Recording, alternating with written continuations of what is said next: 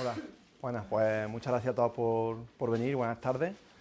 En primer lugar, no es la palabra, pero no celebramos, sino quizás conmemoramos que el día 31 es el día de la prevención del cáncer de colon. Como sabéis, es un día para todo, pues el día 31 es para esto. No es la palabra celebrar, sino una palabra de toma de conciencia, ¿vale?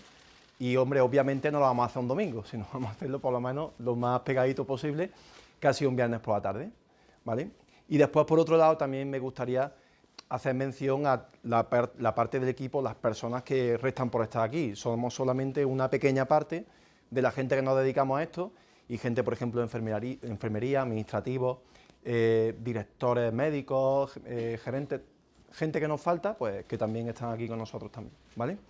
Entonces, sin más dilación, empiezo con lo que es la presentación. En el siglo XXI, ¿qué es la medicina sin la prevención y qué es la prevención sin la medicina? La medicina es igual a prevención y la prevención nos lleva a la medicina, ¿vale? Los médicos debemos prevenir enfermedades, no curar enfermedades. Y a tono de chiste, si nosotros prevenimos enfermedades, no somos médicos, con lo cual nos quedamos sin trabajo. Pero ese es el ideal de nuestro trabajo, nosotros tenemos que prevenir enfermedades. Más vale prevenir que curar, siempre se ha dicho de hecho, ¿no? Entonces es importante que no existan enfermedades para que todo el mundo esté sano. Ese es el ideal del médico, el ideal de toda la vida y desde los primeros médicos, los hipocráticos, ¿vale? Entonces es el concepto fundamental de esta charla, pero yo creo que es el concepto fundamental de la medicina. Medicina es igual a prevención, ¿vale? Eso es lo más importante.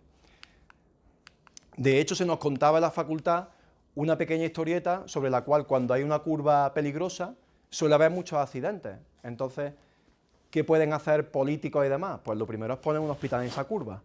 Los médicos debemos de pensar en prevenir esa curva. ¿Cómo hacemos la prevención de esa curva? Directamente la quitamos, con lo cual nos ahorramos un hospital, ¿vale?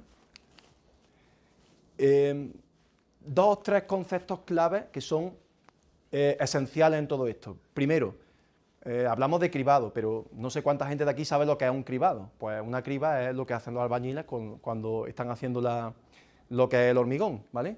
Lo que hacen es separar la arena, realmente que le va a hacer uso en lo que es la construcción, de las impurezas. Pues eso es lo que hacemos nosotros con el cribado. Seleccionamos rigurosamente a aquellos pacientes que se van a beneficiar de un estudio, ¿vale? Eso es lo que significa cribado o despistaje, ¿vale? Ese es el primer concepto que quiero que tengamos clave, ¿vale? ¿Y cómo llegamos nosotros los médicos a conclusiones? Pues mediante el método científico, es decir, nosotros observamos que hay cosas que son más frecuentes cuando se producen otras y a partir de ahí formulamos una serie de preguntas que necesitan ser contestadas. ¿Y cómo se contestan? Mediante estudios clínicos, ¿vale? Seleccionamos rigurosamente una serie de personas que, jugando con eso, nos darán lugar a unas conclusiones que serán positivas o serán negativas. Es decir, confirmarán nuestra hipótesis o, de modo distinto, nos dirán que no tienen nada que ver, ¿vale? Eso es lo que es el método científico. Y a partir de ahí se hacen los estudios clínicos y se hacen las guías de práctica clínica, que son nuestras Biblias, ¿vale? Hace unos meses, a finales de 2018, apareció la última actualización del diagnóstico y prevención de cáncer rectal por la Asociación Española de Gastroenterología, ¿vale? Y está disponible en la web y es de libre acceso, puede entrar cualquiera.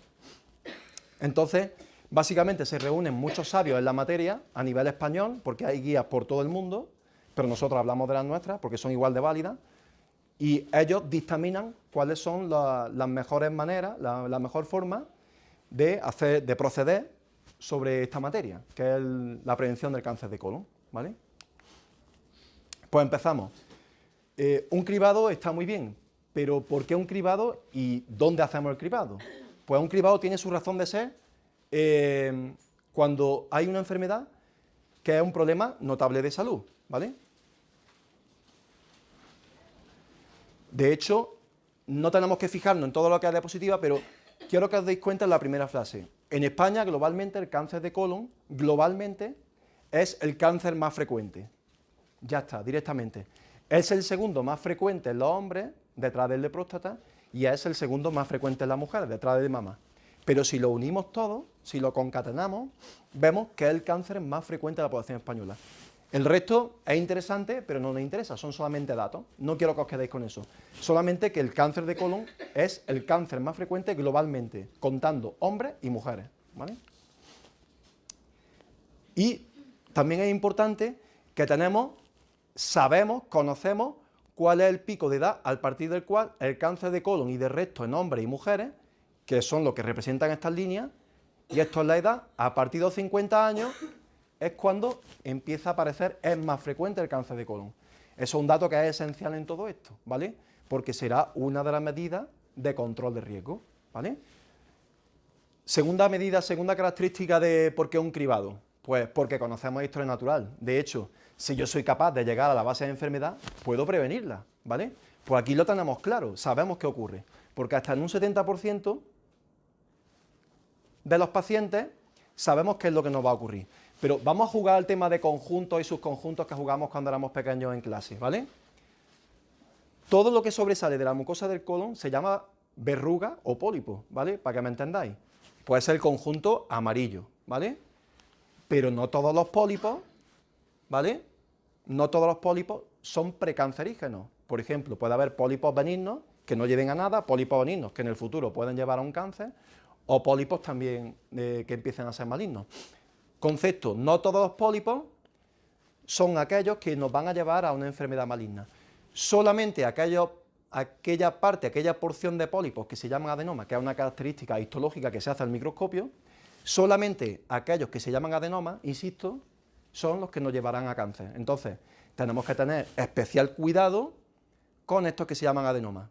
Conclusión, cuando vayáis a la consulta, sea Puente Genil, sea Osuna, en cualquiera de ellas, cuando veáis esta palabra, adenoma, tenéis que saber que son el tipo de pólipos que pueden llevar a producir cáncer, ¿vale? Eso también es otro concepto importante, ¿vale? Entonces, subrayo aquí, en esta frase, que un pólipo no es solo un adenoma, sino que un pólipo pueden ser otras cosas. Un pólipo es una verruga, pero puede ser un tipo de verruga A, B, C o D. Pero la verruga que se llama adenoma es la que nos puede llevar al cáncer. Lo que decía con anterioridad, hasta en el 70% de aquellos adenomas, de algunos adenomas, sabemos por qué se puede producir cáncer. Es decir, hay una secuencia que se llama adenomacarcinoma. No sabemos el por qué, susceptibilidad genética, factores externos, llevan a un adenoma a producir carcinoma, que es un tipo de cáncer, ¿vale? Que es el cáncer más frecuente en este contexto, ¿vale? Y todo esto nos lleva unos 5 a 10 años, ¿vale? Entonces aquí tenéis, por ejemplo, en esta foto, un pólipo de colon, que es un adenoma, que con el tiempo lleva a producir cáncer, ¿vale? Es decir, algunos pólipos, no todos, algunos pólipos pueden llegar a carcinoma. Pero, bien, algunos pólipos pueden llevar a lo que es carcinoma, a lo que es cáncer, pero sabemos que la mayoría de los cánceres, no todos, pero la mayoría de los cánceres, a partir del 70%, provienen de adenomas, con lo cual, si vemos un pólipo, lo tenemos que quitar, porque la característica histológica nos dirá si es un adenoma, ¿vale? Pero tenemos que quitar todos los pólipos. Si nosotros descubrimos que es un adenoma, estamos haciendo una prevención claramente de un cáncer. De hecho, es lo que aparece aquí. La mayoría de los cánceres de colon se inicia a partir de un adenoma. Por tanto, aunque no todos los adenomas progresan a cáncer, esta lesión debería ser considerada premaligna. Insisto, solamente algunos adenomas llevan a cáncer, pero la mayoría de los cánceres provienen de adenomas, ¿vale? Entonces, ¿cuáles son las estrategias que nosotros como médicos tenemos que hacer con el paciente? Pues tenemos que establecer cuáles son aquellos adenomas que con más frecuencia pueden producir cáncer, porque ya hacemos un poquito de más complejidad. No todos los adenomas llevan igualmente o en la misma frecuencia cáncer, solamente aquellos que se llaman adenomas avanzados, que son aquellos que tengan más de 1 centímetro directamente. O sea, yo no tengo que saber que es un componente velloso, que es una displasia, no tengo que saberlo. Yo tengo que saber que si yo tengo un adenoma y ya directamente mide más de 1 centímetro, estamos previniendo el cáncer, directamente, ¿vale? Entonces aquí se pone de modo más claro cuáles son las lesiones adenomatosas avanzadas. Son aquellos adenomas con un componente llamado velloso que se da al microscopio, importante, que tenéis que tenerlo claro, mayor de 1 centímetro y con displasia de alto grado. Es otra característica histológica que tampoco hace falta que lo sepáis, ¿vale? Bien, tercera característica, se puede detectar la enfermedad en fases iniciales. Lo estamos haciendo con el tema de los pólipos, ¿vale? Los adenomas, ¿vale? Y el tratamiento, por último, es más efectivo si la lesión se diagnostica en un estadio temprano, ¿vale? Aquí tenéis, básicamente, una gráfica que es demoledora. Esto es un escalón, estadio 0, estadio 4. Estadio 0 es poca cosa, estadio 4 es un cáncer, ¿vale? Entonces, si nosotros diagnosticamos en la etapa o estadio 0 o 1, etapa 1 es un adenoma, es un pólipo, y etapa 0 es un pólipo, y etapa 1 es cuando empieza a aparecer el cáncer pero no está infiltrando. Entonces, casi el 100% de los pacientes sobreviven. Eso es demoledor, ¿vale? Entonces, es otro argumento más para hacer un cribado, ¿vale? ¿Cuáles son los objetivos que persigue el cribado por ende? Pues básicamente reducir la incidencia, que es la tasa de aparición de nuevos casos al cabo del año, y con ello la reducción de la mortalidad, ¿vale?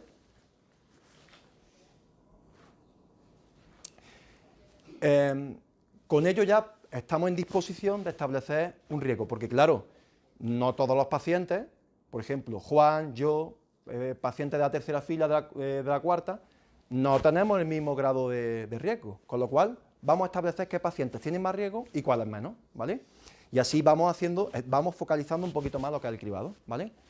Pues básicamente, cuando hay antecedentes personales y familiares, estamos hablando de un riesgo alto, ¿vale? Un paciente que tenga un familiar, sobre todo directo, después hablaremos de eso, con cáncer de colon, tiene más riesgo de padecer cáncer de colon, ¿vale? Y ahora daré algunos datos también sobre eso que se va a entender muy bien, ¿vale? Y cuando existe una ausencia de antecedentes personales o familiares, la edad es la condición más determinante para establecer el grado de riesgo. Por ejemplo, menor de 50 años, recordáis la diapositiva anterior, a partir de los 50 es cuando pegaba eso un salto grandísimo en cuanto a incidencia de cáncer. Menor de 50 años no tenemos que estudiar, y un paciente directamente con más de 50 años, 50 o más, ya tiene un riesgo medio de cáncer, con lo cual son los pacientes que se van a beneficiar de este estudio, ¿vale?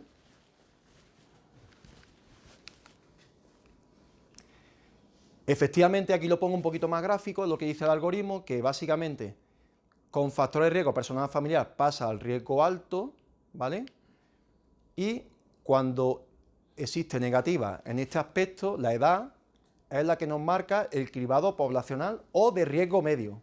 Es decir, muchos de vosotros estáis recibiendo cartas para haceros la sangre oculta en heces. ¿Por qué? Porque sois riesgo medio, es decir, tenéis o 50 o más de 50 años, ¿vale? Entrando ya en lo que es el riesgo medio, aunque no lo he catalogado así, sino técnicas disponibles en general. Pero ¿cuáles son las técnicas disponibles que tenemos para estudiar todo esto?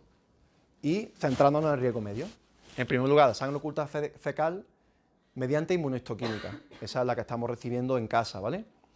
La sigmoidoscopia o colonoscopia. La sigmoidoscopia es una técnica un pelín más corta que la colonoscopia. Es igual, pero un pelín más corta.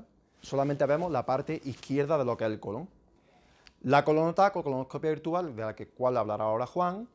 La cápsula endoscópica de colon, es una cápsula que se toma por boca, lleva una cámara de televisión por dentro, ¿vale? Biomarcadores en sangre periférica, una analítica en la cual se realiza una serie de parámetros, y una técnica llamada ADN fecal, es otra técnica de caca diferente, ¿vale? Esas son las técnicas que tenemos en general, ¿vale? ¿Qué nos dicen esta guía de práctica clínica nuestra de la Asociación Española de Gastroenterología sobre los pacientes con riesgo medio? Pues aquí lo sintetizo, ¿vale? Nos dice que en la población de riesgo medio se recomienda el cribado con una sola determinación de sangre oculta en heces o fecal, inmunohistoquímica, cada 2 años entre los 50 y 75 años de edad, ¿vale? Eso ya de base, eso es lo que estamos recibiendo en casa y lo que está empezando a hacer pues el Servicio Andaluz de Salud y lo que también estamos empezando nosotros a hacer en nuestra clínica, ¿vale? Y también que en la población de riesgo medio se puede recomendar también una sigmoidoscopia. Pero ojo, ¿qué nos dice sobre la colonoscopia? Pues no lo he resaltado, pero lo dice aquí pequeño, que no se recomienda el cribado poblacional con colonoscopia. Pues ahora podéis decir, pero bueno, entonces ¿por qué estamos aquí? Bien, quiero explicar que esto es una ley de mínimos, esto es una ley hecha para un sistema sanitario. Entonces un sistema sanitario tiene que intentar hacer efectivo el dinero que tiene para la máxima cantidad de personas, ¿vale? ¿Cómo se hace efectivo? Pues con la técnica más barata, pero que es válida, que es la sangre oculta. Pero perfectamente una persona directamente con más de 50 años puede aparecer en la consulta y puede decir, yo me quiero hacer una colonoscopia, ¿porque me pertenece?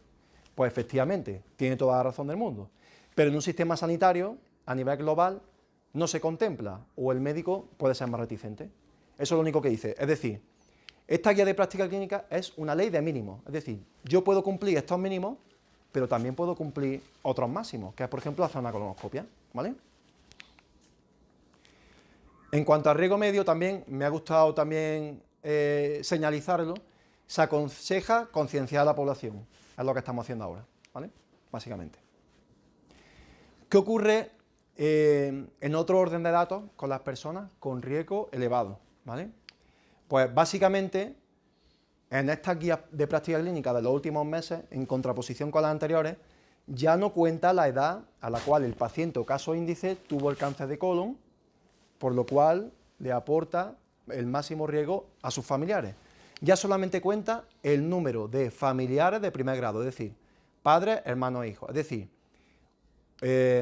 un paciente que tenga 2 o más hermanos, o padres, o hijos con cáncer de colon, se beneficiará de una colonoscopia cada 5 años con inicio a los 40 años, ¿vale?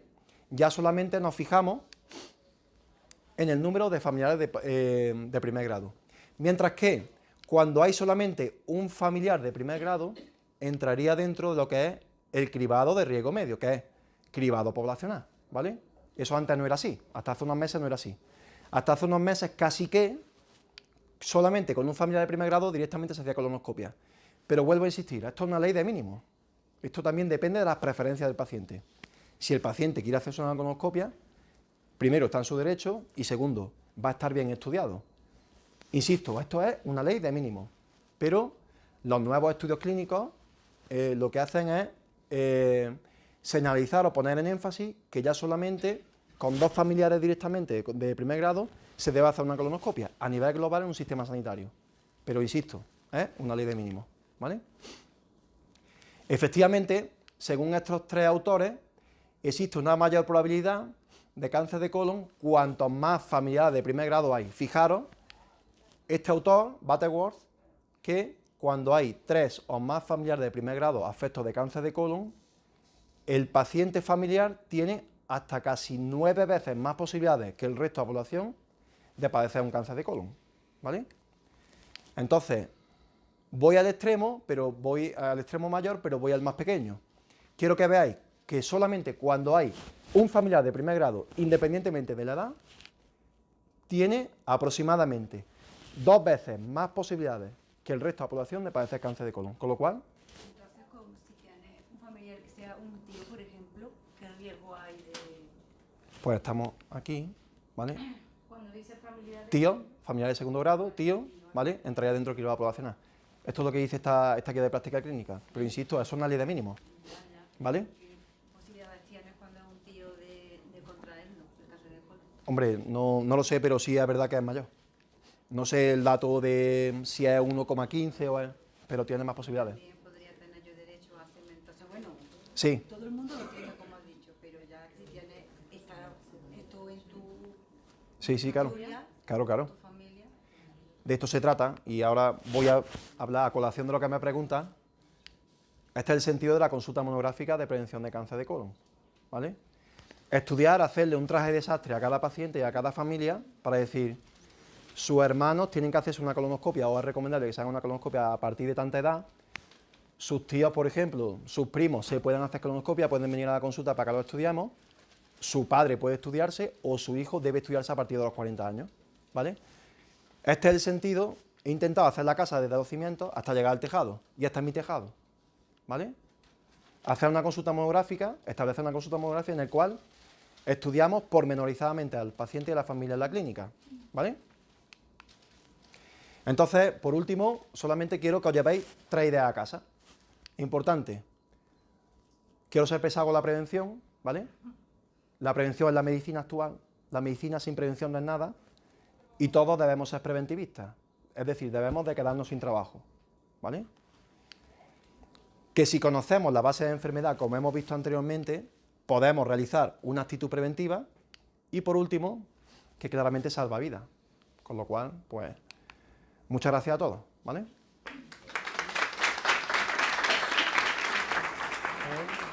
Pasa para ti.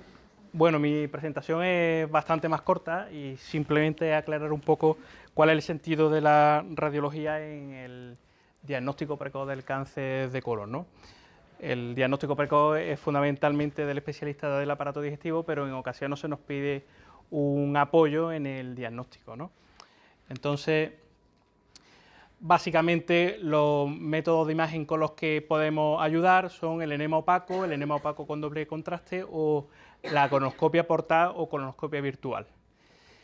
En el diagnóstico precoz, el enema opaco normal y con doble contraste prácticamente están en desuso. Aunque el doble contraste tiene mayor sensibilidad y a veces puede detectar lesiones incipientes, pero son técnicas que prácticamente, dado que tienen la misma dosis de radiación que la colonoscopia virtual, no se usan.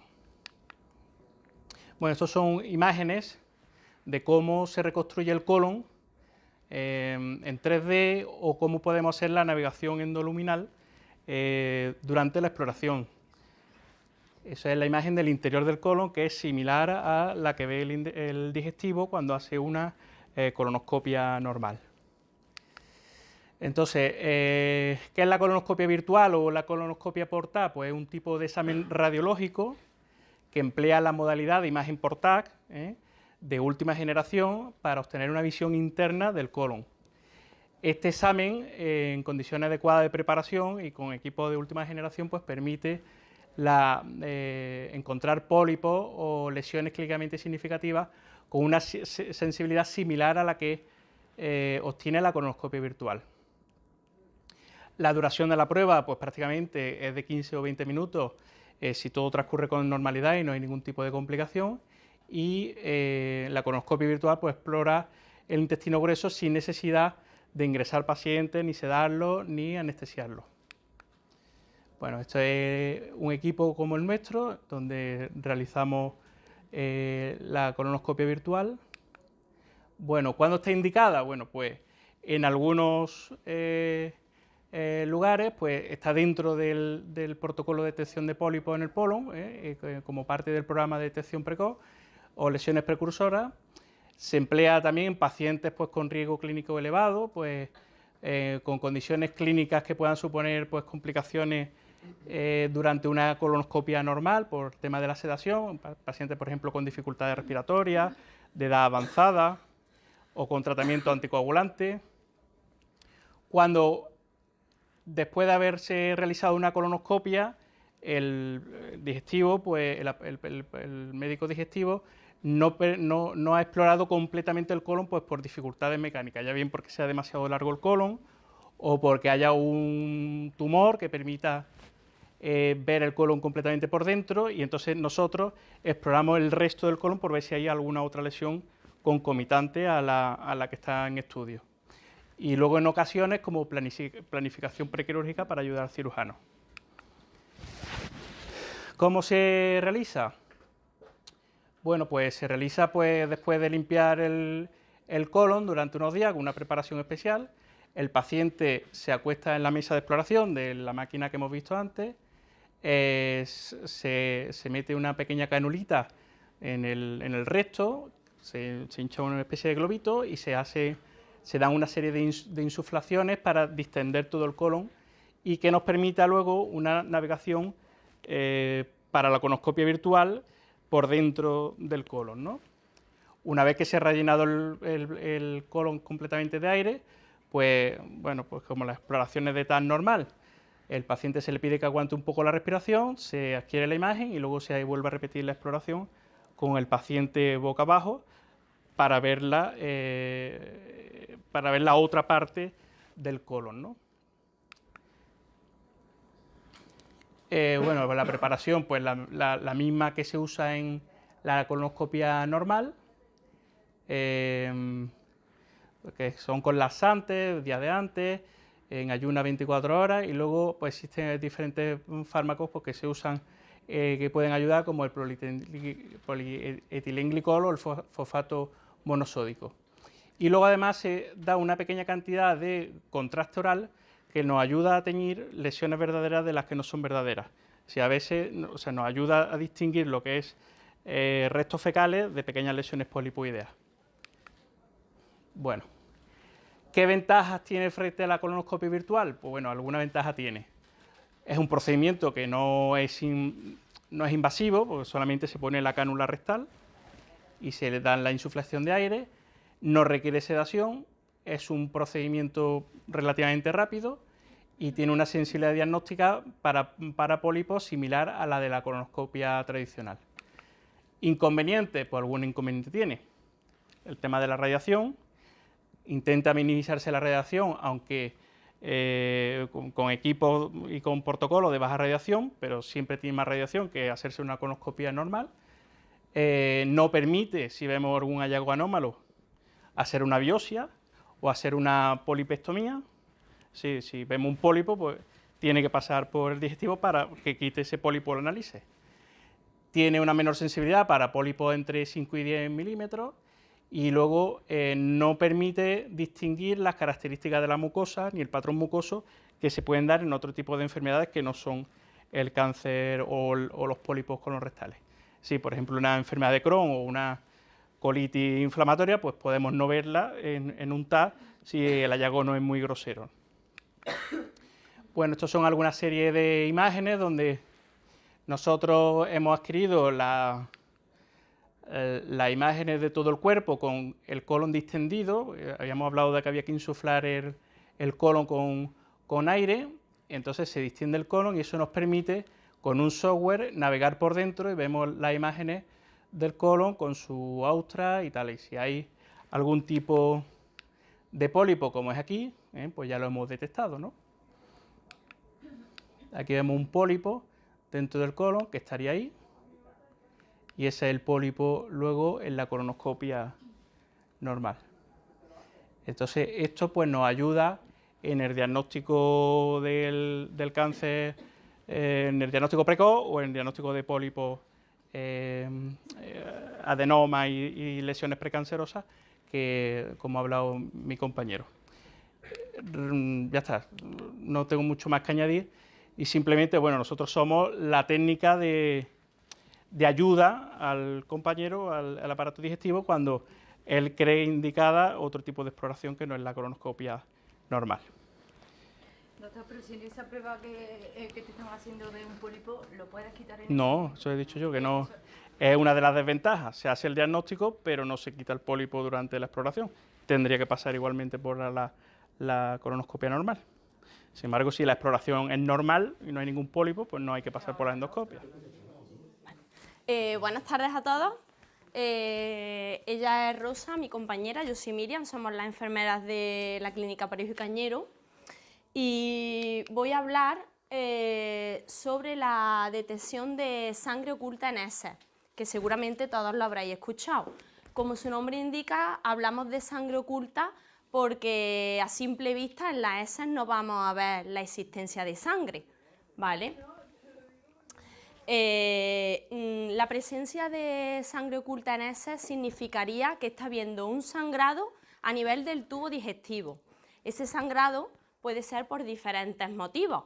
Puede ser porque haya hemorroides, porque haya algún pólipo, que ya hemos hablado de ellos, no tiene por qué ser un pólipo maligno, sino algún pólipo más pequeñito que está sangrando, porque haya alguna úlcera, pero también puede haber un sangrado cuando estamos hablando de que hay un cáncer colorectal, ¿vale? Como ha dicho el doctor Cerezo, el cáncer colorectal es uno de los que más se da tanto en hombres como en mujeres. Entonces, de aquí la importancia de intentar diagnosticarlo pues, lo más rápido posible. Esta es la técnica que se utiliza, ¿vale?, para la detección. Esa es la que nosotros, hay varias, pero esa es la que nosotros tenemos en la clínica. Tengo aquí que me he traído para que veáis. Este es el kit que se le da al paciente, ¿vale? Y es muy fácil. se abre y esto hay que pincharlo en las heces varias veces. No hace falta coger muestras, no, solamente con pincharlo varias veces y que esto entre en contacto con la heces, suficiente. Se vuelve a enroscar, se mezcla con el líquido y esto se puede guardar en frigorífico unos 5 días hasta que lo llevamos al laboratorio, ¿vale? En el laboratorio ya trabajan la muestra y saldría si el resultado es positivo o negativo. Dependiendo del resultado, pues ya se consulta con el médico y él nos indicaría los diferentes pasos a seguir, ¿vale? Pero es una técnica muy simple, no es invasiva y pues nos puede salvar la vida, ¿vale? Porque puede ser que el sangrado sea por un simple pólipo o una hemorroide, pero puede ser que ese sangrado se esté produciendo porque hay un problema más complejo, ¿vale? Ah, esto es tuyo ya, la colonoscopia. Mi compañera Rosa va a seguir hablando de la colonoscopia, ¿vale? Bueno, buenas tardes, ya me ha presentado Miriam, yo soy Rosa y voy a encargarme un poco de hablar de lo que es la colonoscopia, incluyendo la preparación. Cuando nosotros tenemos cita para una colonoscopia, lo primero que tenemos que hacer es saber que el día que tenemos la colonoscopia tenemos que ir con el organismo limpio, el colon limpio. Para ello, damos al paciente para que se lleve a casa por escrito la preparación y viene perfectamente explicada. De todas formas, os voy a decir 2 o 3 ideas para que más o menos lleguéis a entenderla. 2 días antes de la colonoscopia, lo que vamos a hacer es tener una dieta baja en residuos, pobre en residuos. Para eso, como ya he dicho, os vais a llevar a casa, para que no tengáis ningún tipo de duda, un listado de alimentos que podéis tomar y otros que debéis de evitar. El día de antes de la colonoscopia, lo suyo es tener una dieta líquida, donde podéis tomar caldos filtrados, todo tipo de bebidas que no tengan gas, sin burbujas, té, infusiones y sobre todo abundante agua. Para insistir en la limpieza del colon, nos vamos a ayudar y vamos a recomendar unos sobres que van disueltos en agua y que se toman también antes. Dependiendo de la hora que tengamos la colonoscopia, habrá que tomarlo 1 hora antes de la colonoscopia y eso va por escrito ya en la explicación. De todas formas, estamos a vuestra entera disposición durante esos 2 días de preparación para cualquier duda que surja acerca de la dieta. Enfermería está ahí para solucionar cualquier tipo de duda. Cuando llega el día de la colonoscopia, recibimos al paciente en quirófano y lo primero que hacemos es asegurarnos que el paciente ha leído y ha entendido bien el consentimiento. Preparamos al paciente en una camilla, que esté cómodo, que esté tranquilo y vamos a poner una vía. Hace falta saber si alguien tiene algún tipo de alergia, algún tipo de medicamento. Lo que vamos a poner es una sedación, que la pauta el doctor. También ponemos unas gafas de oxígeno y es muy importante saber que tanto la sedación como el aporte de oxígeno va a hacer que el paciente tolere bien la prueba. Aparte, vamos a estar también monitorizados, por lo cual la enfermera y médicos van a tener vuestras constantes todo el rato delante en un monitor. Vamos a estar viendo todo el rato el pulso y vamos a estar viendo todo el rato el oxígeno. Diríamos que ya la preparación está lista y vamos a lo que es la colonoscopia en sí. Vale, utilizamos el colonoscopio. Es un tubo largo y flexible y tiene en uno de los extremos una lucecita y también tiene una cámara. Vamos viéndolo todo por una pantalla. Entonces, introduciríamos lo que es el tubo por el recto y vamos haciendo lo que es la colonoscopia, que es el examen del intestino grueso. Nosotros lo que queremos es garantizar que el paciente tiene una colonoscopia de calidad. ¿Cómo? Con 3 cosas fundamentales. La primera, llegar hasta el final, es decir, vamos haciendo el recorrido del intestino grueso hasta que llegamos a la válvula. Es la válvula donde termina el intestino grueso y empezaría el delgado. Segundo, una preparación buena. La preparación es buena, la visualización es buena. Así llegamos al tercer paso, que es lo que garantiza una buena calidad de una colonoscopia, que es visualizar todo tipo de lesiones y pólipos que haya en el recorrido, los cuales son extirpados y nosotras también nos encargamos de gestionar todo lo que es el envío del pólipo, anatomía patológica, lo recibimos en un plazo de 10-14 días aproximadamente y también llamamos al paciente por teléfono para confirmarle que su resultado ha llegado a la clínica y que ya puede pedir cita con el doctor para que él lo vea. Quería tratar también desde el punto de enfermería, queríamos dar mucho hincapié en lo del tema del dolor. Hay miedo al dolor, ¿vale? No tiene que haber miedo al dolor, ¿vale? La sedación es una sedación suave, solamente hace que intentemos estar tranquilos, que dejemos lo que es el vientre relajado. Pero aparte, consuela mucho, ¿sabes? Cuando uno tiene miedo al dolor, lo que más miedo nos da es qué dolor voy a sentir, qué tipo de dolor. ¿Vale? Es lo que todo el mundo reconoce o conoce o ha tenido alguna vez familiarizado un retortijón, ¿vale? Es ese acúmulo de gases que el médico en un momento dado necesita introducir un poco de aire para distender un poco el colon y que cueste menos trabajo la entrada del tubo. Entonces, da mucha tranquilidad cuando uno sabe, ah, vale, va a doler, pero es como un retortijón, entonces la cosa ya cambia mucho. Luego, cuando ya el paciente recibe el resultado, como he dicho, ya pide cita con el médico y el médico ya valora. Creo que no me he dejado nada atrás.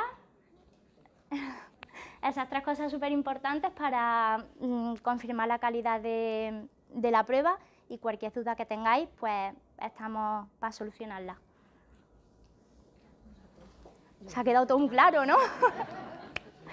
Bueno, pues estupendo. Como tal, oye, muchas gracias, habéis portado estupendamente. Un aplauso por lo menos.